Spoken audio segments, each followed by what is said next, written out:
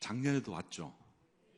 좀 얼굴이 좀 이렇게 좀 펴주시면 제가 덜 그렇겠습니다. 또 작년에도 왔기 때문에 익숙한 얼굴이라고 생각하시고 맞이해 주시면 좋겠습니다. 오늘 여기 찬양팀들 너무 잘해 주신 것 감사하고, 특별히 이제 성가대원들 너무 잘해 주신 것 다시 한번 감사드립니다. 하여간 뭐라고 말해야 될지 좋은 말을 많이 해야 되는데 너무 아름다운 찬양이었습니다. 숫자에 비해서 큰 곡을 했고, 근데 그 곡을 잘 소화해 주신 것을 너무 감사드립니다. 우리 지휘자님, 홍 목사님도 감사드리고, 열심히 하신 우리 대원들, 어디 갔어요, 다 대원들이? 옷을 다 벗어버렸구나. 갑자기 옷을 벗어가지고 제가 헷갈렸습니다. 다시 한번 감사드립니다. 말씀을 같이 나누도록 그렇게 하겠습니다. 오늘 우리가 이 세상에 살면서 수많은 사람들이 많은 문제들을 다 가지고 삽니다. 그런데 이 문제를 다 피하고 싶지만 피할 수 없는 문제 중에 한 가지가 있는데, 특별히 이제 우리 내면의 마음속에 있는 걸림돌입니다. 그것이 뭐냐면 염려에 대한 문제입니다. 염려. 혹시 여러분 염려 없으신 분 있습니까? 아마도 아무도 없을 것입니다. 누구나 다 한 가지, 두 가지, 혹은 심지어 여러 가지의 문제들 때문에 염려하신 분들이 다 있을 겁니다. 저도 있습니다. 조지 휠턴이 쓴 1% 걱정만 줄여도 인생이 바뀝니다 라는 책에 보면 사람들의 마음속에서는 늘 여러 가지 문제를 가지고 산다고 합니다. 그 중에 특별히 두 가지가 염려라는 것과 욕심이라는 것입니다. 염려와 욕심은 우리가 누르고 누른다고 해서 없어지는 것이 아닙니다. 사라지지 않습니다. 적당하게 타협을 하도 힘듭니다. 제 인생을 되돌아보면 학생 시절에 염려가 있었어요. 이때 염려는 물론 공부에 대한 염려였겠죠. 어떻게 하면 공부를 잘할 수가 있을까? 그런 염려 때문에 살아가기도 합니다. 대학 진학을 준비하는 자녀들을 바라보는 부모님들 입장에서도 이 아이가 진학을 잘했으면 좋겠다는 염려, 밤잠을 설치기도 합니다. 요즘에는 제가 목동 근처에서 목회를 오후에 설교를 주로 하고 있는데, 목동 근처에 보면 얼마나 극성인 엄마들이 있는지 모릅니다. 이미 초등학교 때부터 한 아이를 바라보면서 스케줄을 쭉 짜요. 한 해는 의대를 간 친구도 봤습니다. 한 해는 육사를 간 친구도 봤습니다. 얼마나 극성인지 몰라, 이 엄마가. 그냥 초등학교 때부터 가긴 가더라고요. 모르겠어요. 인생을 다 포기한 거, 10년 이상을 포기하면서 이 아이에게 매달립니다. 왜요? 걱정해서 그렇죠. 걱정해. 잘 됐으면 좋겠다는 걱정. 그 아이가 대학에 들어가면 또 어떤 걱정이 있죠? 학점을 잘 받을까? 여러분요, 신기한 일이 있어요. 학생들이 성적 정정으로 전화하지 않아요. 누가 전화한 줄 아세요? 엄마가 해요, 엄마가. 엄마가 우리 아이 성적을 좀 정정해 주세요. 약간 요지경입니다. 극성이죠. 염려가 있는 거예요, 염려. 또 이 아이가 잘 대학에 적성할까? 친구를 잘 만날까? 졸업을 하면 또 어때죠? 졸업을 해서 잘 좋은 취업을 할 수 있을까? 진학은 할 수 있을까? 직장 생활에서 동료는 잘 만날 수 있을까? 좋은 선배는 만날 수 있을까? 군대 보내도 그렇잖아요. 좋은 사수를 만날 수 있을까? 후임을 만날 수 있을까? 동료를 만날 수 있을까? 다 수많은 여자친구, 남자친구 걱정, 사서 걱정, 안 해도 될 걱정, 수많은 걱정을 다 합니다. 어떻게 보면 수많은 이 걱정의 덩어리 때문에 우리가 하루하루 사는데 버겁습니다. 저는 어려서 어른이 되면 염려가 없을 줄 알았어요. 어른이 되면. 아니더라고요. 나이가 들면 들수록 더 많은 염려가 더 많이 찾아옵니다. 저만의 착각입니까? 여러분은 어떻습니까? 염려하지 말아야 될 일을 가지고 염려하고, 걱정하지 말아야 될 일을 가지고 걱정하고, 근심하지 말아야 될 것 같고 근심하고, 밤잠을 설칩니다.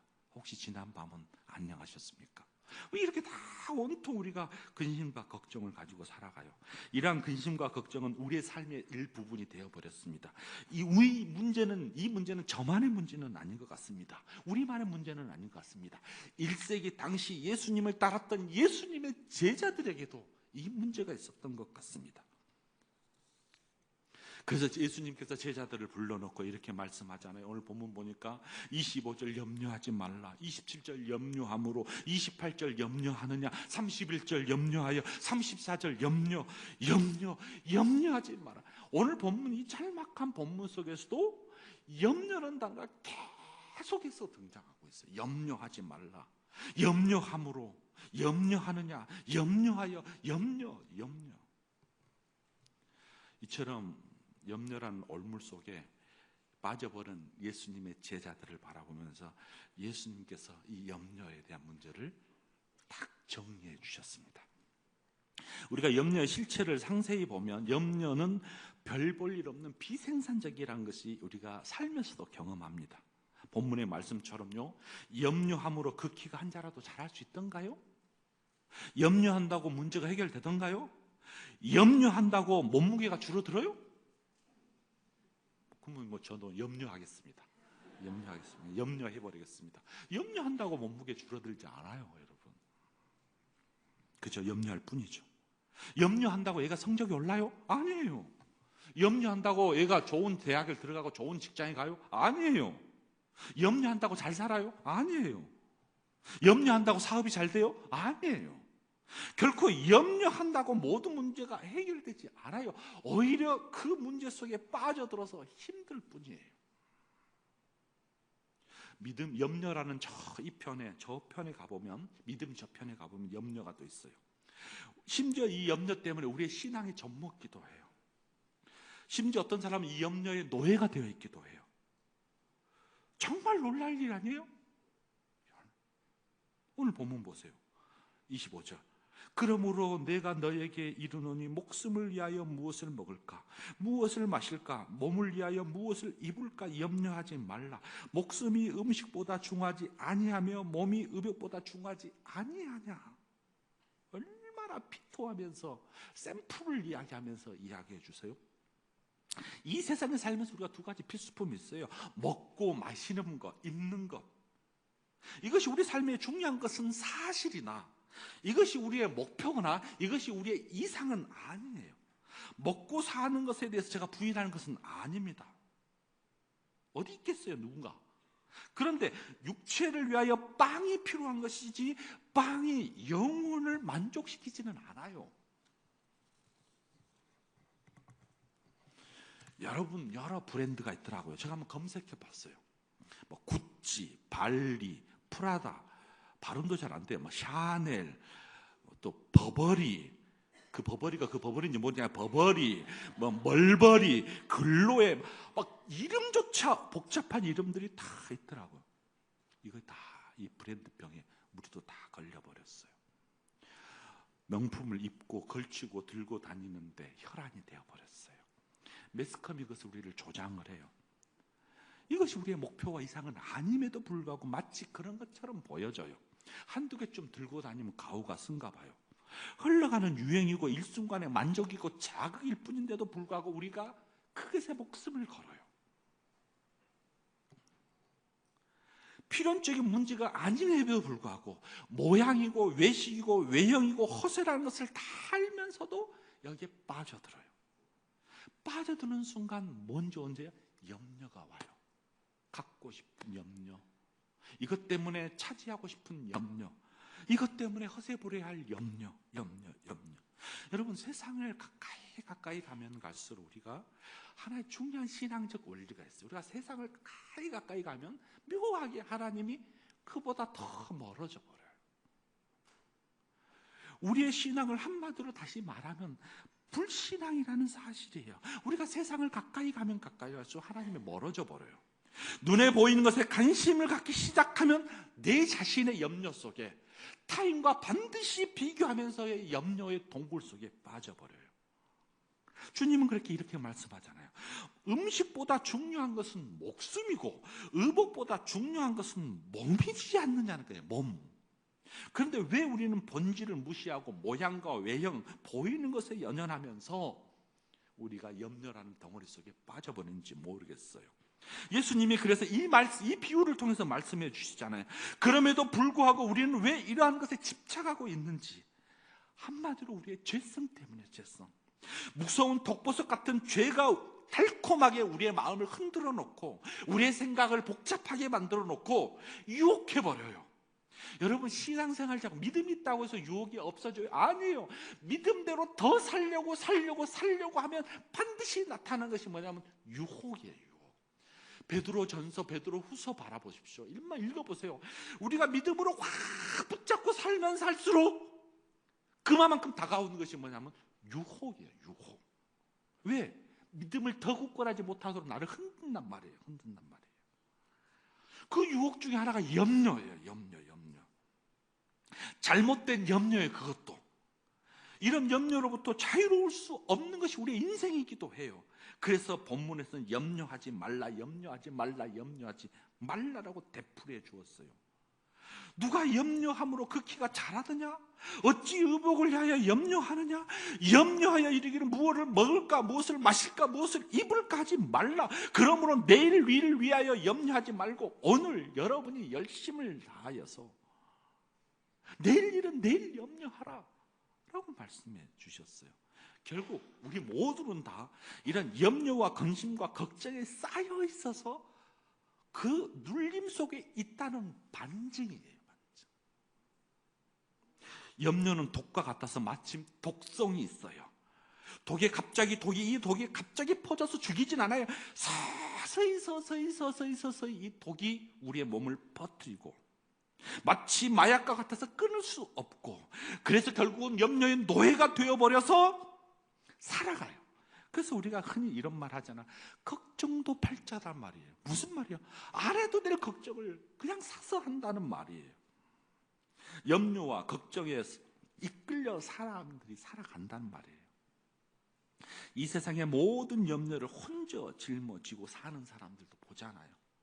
결국 그 사람은 뭐예요? 염려의 노예가 됐어요. 그분 보면, 어떤 분 보면 온통 암흑이야. 염려하니라고 바빠. 제가 얼마 전에 만났던 한 전도사님이었어요. 60대 초반인데 30대 자녀를 두고 오는 염려 때문에 제 연구실을 두드렸어요. 이야기를 쭉 나눠보니 결국은 이 아이의 문제 때문에 너무 힘든 거예요. 엄마가. 들어봤어요. 무엇 때문인지. 대화를 나눠보니까 그 아이가 딸인데 얼마나 열심히 고등학교 생활하고 좋은 대학 들어가고 열심히 대학 들어가서 신앙생활하고 기독교 서클에 들어가서 열심히 봉사하고 그 모습 보니까 푸릇했어요. 엄마 입장에서. 근데 이 아이가 이제 변하기 시작한 거예요. 졸업쯤 돼서 변하기 시작했어요. 어떤 회사를 들어갔어요. 금방 그 회사에 나온 거예요. 또 들어갔어요. 또 나오는 거예요. 또 들어갔어요. 또 나온 거예요. 짤막한 시간 속에 계속해서 반복돼서 직장을 적응하지 못한 거예요. 그러니 뭐요? 삶이 어두워져 버린 거예요. 결국은 3년 동안 이 아이가 집에 나오지 않는 거예요. 집 밖을. 그 모습을 보면서 얼마나 안타까워. 어떻게 하면 이 아이를 데리고 나올 수 있겠냐고 물어보는 거예요. 제가 무슨 대답이 있겠어요? 왜 그러냐고 물어봤어요. 근데 이 아이가 온갖 염려를 다 한다는 거예요. 회사가 있었는데 회사에 대한 염려 때문에 스트레스가 쌓여요. 다닐 수가 없는 거예요. 이 스트레스는 결국은 교회에 대한 염려가 있고 자신에 대한 염려가 있으니까 불안한 거예요. 생각이 복잡하고 머리가 복잡하고 마음이 막 흔들리니까 숨어버린 거예요. 염려의 노예가 되어버린 거예요. 이 아이가. 여러분,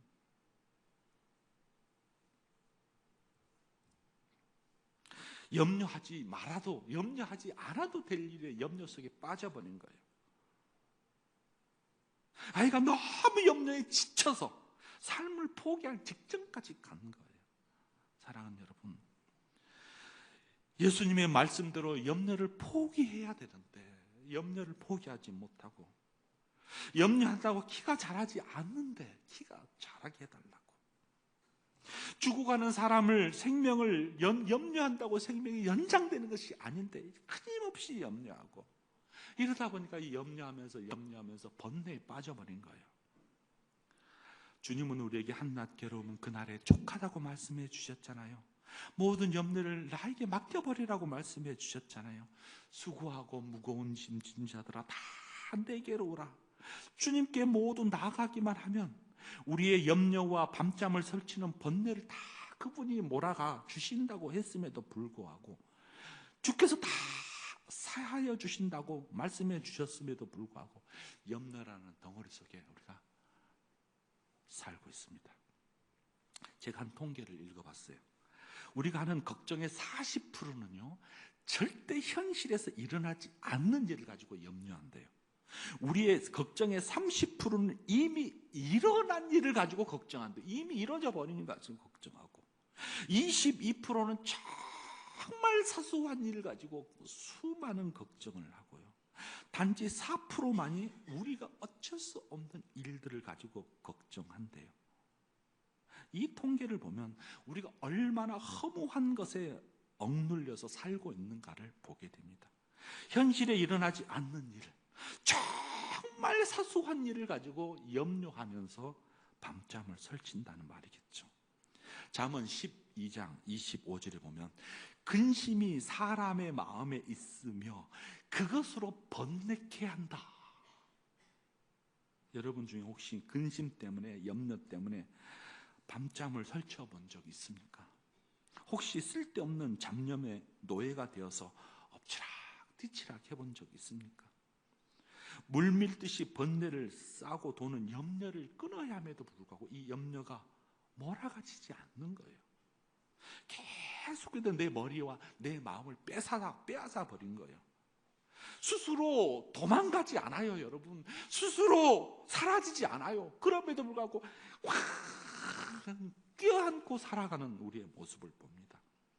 성령의 도움으로 그 근원을 잘라내야 함에도 불구하고 오히려 그냥 감싸고 도는 거예요. 요한복음 14장 1절에 보면 너희는 마음에 근심하지 말라. 하나님을 믿으니 또 나를 믿으라고 말씀해 주셨어요. 빌립보서 4장에 보면 아무것도 염려하지 말고 오직 모든 일에 기도와 간구로 너희 구할 것을 감사함으로 하나님께 아뢰라. 그리하면 모든 지각에 뛰어나신 하나님의 평강이 그리스도 예수 안에서 너희의 마음, 너희의 생각을 지켜주신다고 말씀하셨는데, 염려하면서 마음이 막 불안하고 생각이 복잡해져 버린 거예요. 우리가 어떤 문제 때문에 염려하는 것이 아니라 결국은 그 문제의 핵심을 타고 들어가 보면 우리의 불신앙 때문이에요. 죽을 병이 걸렸다거나 먹을 것이 없다거나 사회에서 버림을 받았다거나 감옥에 있다거나 이런 환경적인 요인 때문이 아니라 염려의 본질을 다 깊이 파고 들어가 보면 하나님을 신뢰하지 못한 우리의 불신앙 때문에 그렇습니다.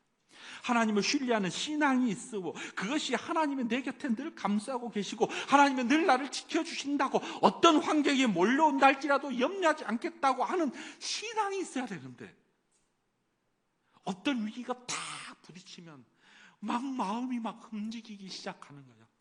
막 호흡이 가빠지는 거예요. 그리고 생각이 복잡해지는 거예요. 불안해서 공포에 떠는 거예요.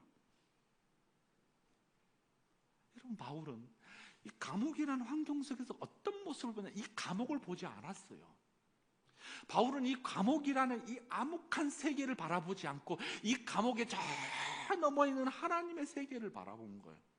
그래서 뭐라고 하냐, 이 감옥 속에서 나는 기뻐하고 내가 다시 말하노니 기뻐하라. 왜 바울이 두렵지 않았겠어요? 내일 일을 모르는 것이 인생인데 감옥에 갇히는 순간 내일 죽을 수도 있다는 이 두려움이 왜 없었겠어요? 심지어 하나님을 한탄할 수도 있지 않아요? 원망할 수도 있어요. 왜?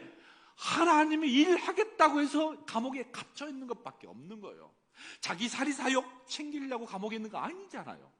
하나님 일을 하겠다고 하나님 도와주셔야 되는데 도와주기는커녕 이 감옥이라는 곳으로 나를 몰고 가셨으니 원망할 수밖에 없음에도 불구하고 이 감옥을 바라보지 않은 거예요. 이 환경을 본 것이 아니에요. 그 너머를 바라본 거예요. 그래서 뭐라? 바울과 실라가 무릎을 꿇으며 손을 들며 감사 기도를 들은 거 아니에요. 기도의 소리를, 찬양의 소리를 하나님이 듣고 하늘 보좌를 움직여서 하나님의 빛을 내려준 거예요. 그러니 뭐가 있어요? 감옥이 움직이기 시작한 거예요. 착고가 풀리기 시작한 거예요. 만약에 그가 염려의 덩어리 속에서 있었다면 원망과 불안과 불평함이 있었을 것인데 그걸 바라보지 않은 거예요. 저 너머를 바라본 거예요.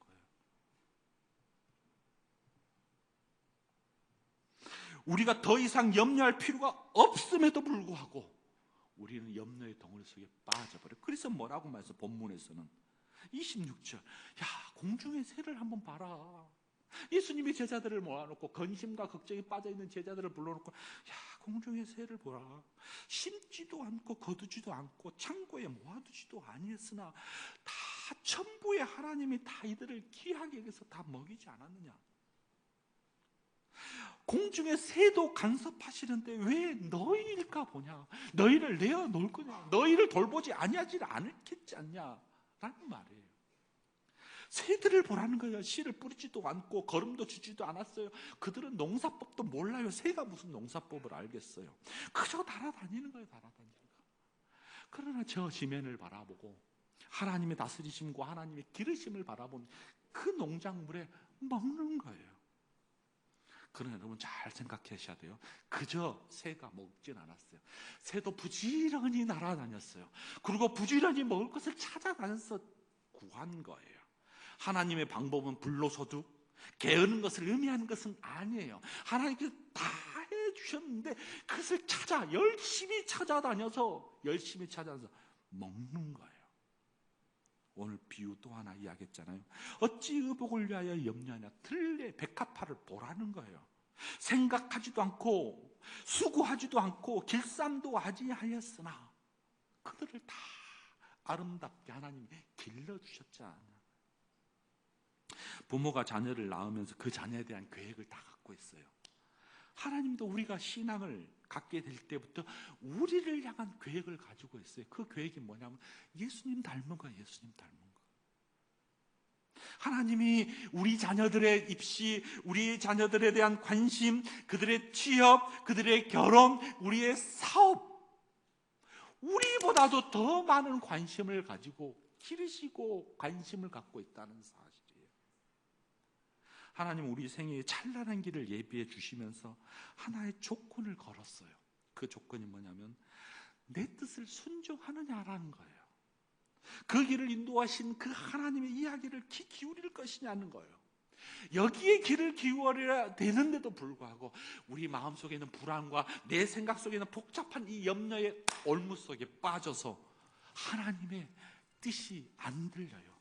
하나님의 이야기가 귀를 막으면서 들리지가 않아요. 백합화와 우리를 비교하면서 우리의 영화가 이 백합화보다도 더 영화롭지 아니하느냐. 내가 너에게 말하노니 솔로몬의 모든 영광으로도 입을 것이 이 꽃 하나만 갖지 못하느니라 라고 말할 정도로 하나님의 결론을 이야기해 주셨어요. 하나님이 우리를 향하신 계획들도 다 이야기해 주셨어요. 꽃 한 송이가 솔로몬의 그 큰 영광보다도 더 귀한데 말이지, 너희가 그 꽃보다도 더 귀하다는 거예요. 더 귀한 거예요. 하나님이 너희 인생에 비극으로 끌고 가지는 않을 거라는 거예요. 그럼에도 불구하고 우리 속에 있는 이 염려 덩어리에 우리가 빠져버려서 헤어나오지 못하는 사람이 너무 많아요. 사랑하는 여러분, 우리는 한 송이의 들꽃보다도 한 마리의 새보다도 천사들보다도 심지어 귀한 존재자들이잖아요. 하나님은 우리를 택하셔서 뭐라고 말씀해 주셨어요? 왕같은 족속, 왕같은 족속, 왕의 자녀, 천사도 흠모할 만한 그러므로 사명도 주셔서, 근데 하나님이 돌보시지 않겠냐는 거예요. 않겠냐는 거예요. 하나님께서 나를 돌보지 않을지도 모른다는 의심이 불신앙이에요.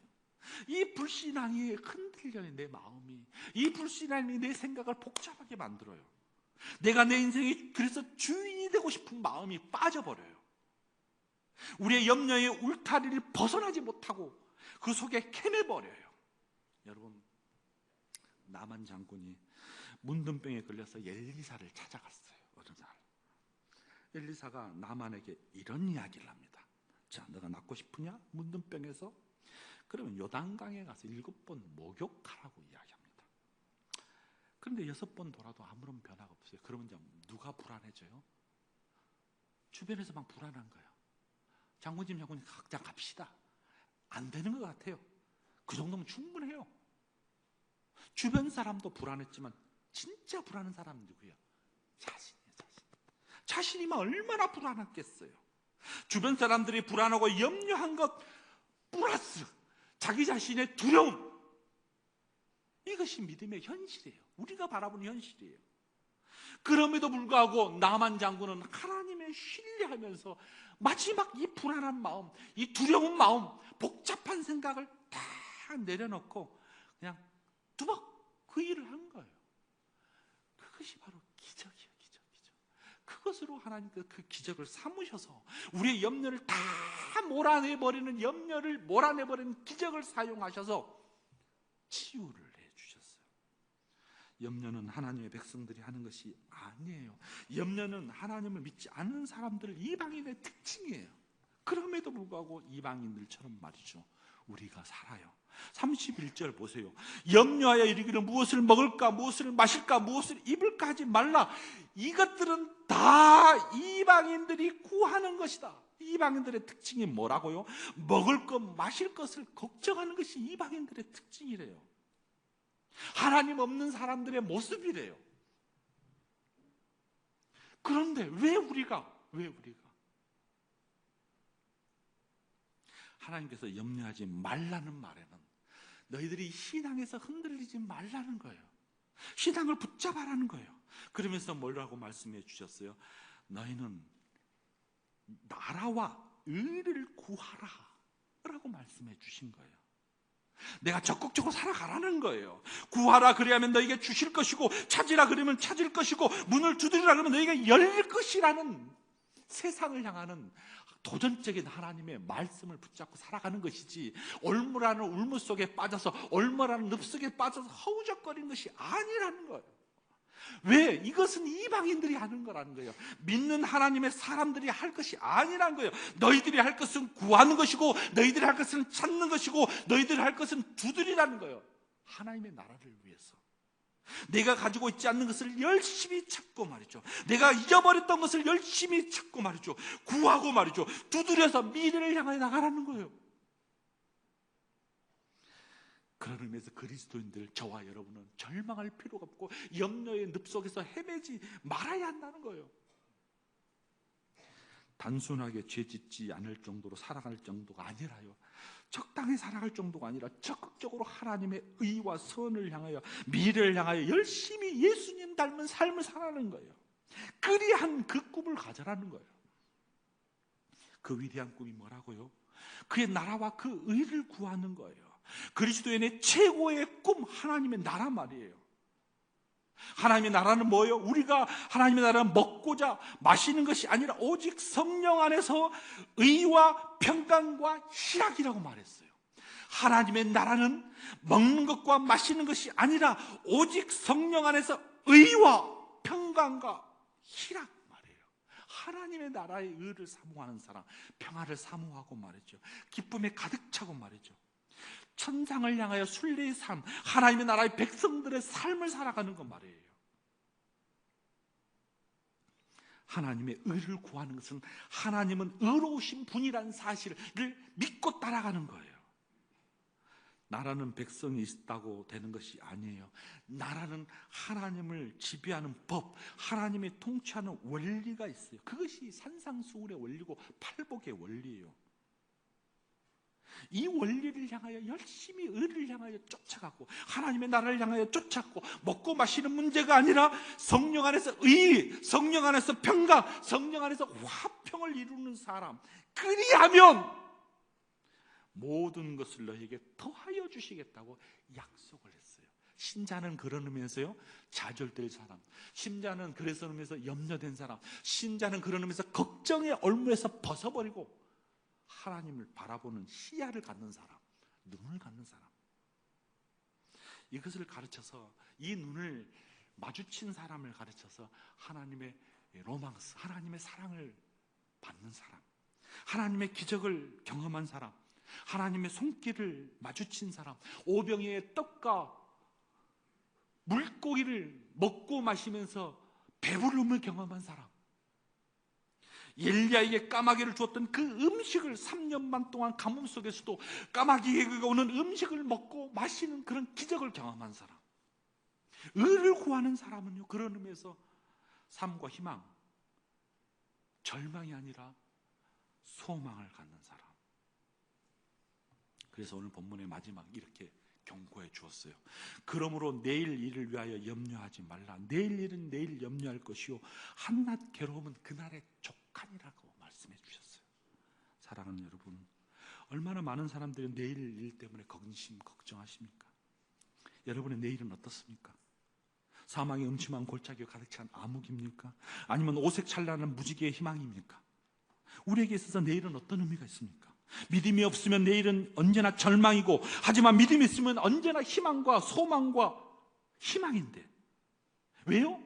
예수님이 어제나 오늘이나 영원토록 동일하신 분이기 때문에 그를 신뢰한 사람은 소망과 희망을 갖는 사람이에요.